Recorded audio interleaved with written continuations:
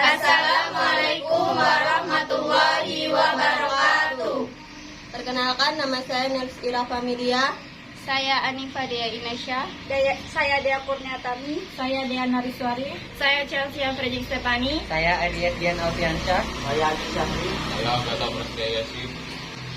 Kami dari kelompok 3 akan menjawab pertanyaan yang sudah diajukan oleh teman-teman sekalian mengenai bab 10, yaitu pembaru Islam. Pertanyaan pertama akan dijawab oleh Dea Kurniatami. Saya akan menjawab pertanyaan dari Manda Novitasari, yaitu apa pengertian dari monarki absolut. Monarki absolut merupakan bentuk monarki yang berprinsip seorang raja mempunyai kekuasaan penuh untuk memerintah negaranya.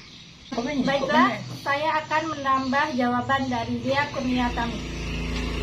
Jadi, ciri utama dari pemerintahan monarki absolut adalah dipimpin oleh raja, syekh, ratu, atau sultan. Dalam kepemimpinannya, para pemimpin negara memiliki kekuasaan yang tidak terbatas.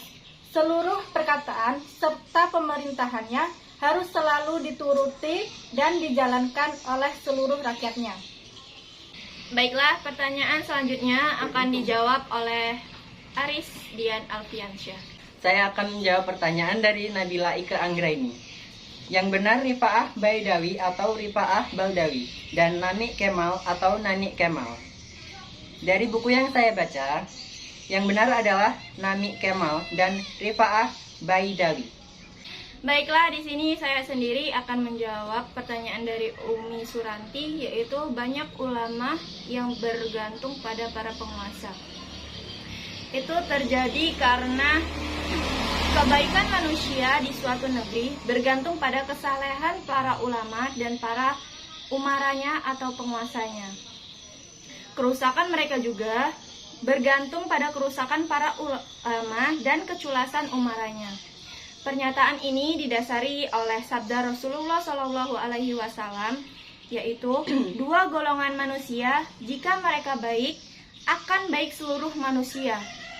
Dan jika ia rusak, akan rusak seluruh manusia. Mereka adalah ulama dan umara. Hadis riwayat Ibnu Nuaim dalam Hilyatul Aulia. Penguasa yang baik akan menghasilkan ulama yang baik pula. Ulama yang baik yaitu ucapannya sesuai dengan perilakunya, akhlaknya mulia, ia senantiasa berkata benar meskipun kepada dirinya sendiri.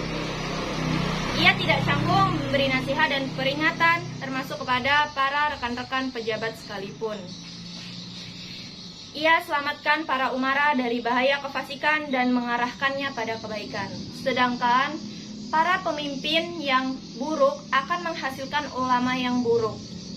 Ulama yang buruk adalah ulama yang ilmunya digunakan untuk membeli dunia. Ucapannya sangat tidak kontras dengan perilakunya. Ia pandai menilai orang, tetapi tidak jujur terhadap diri sendiri.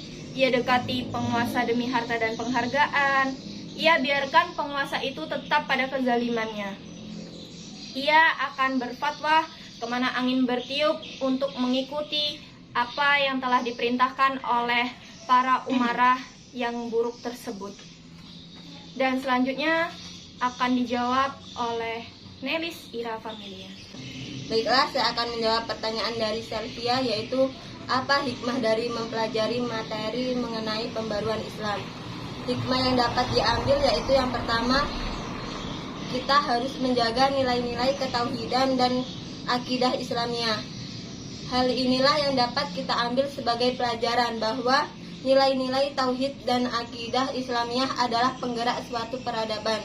Dengan akidah Islamiyah, perilaku kita akan sesuai dengan ajaran Islam dan terjaga dari sifat tamak dan egois.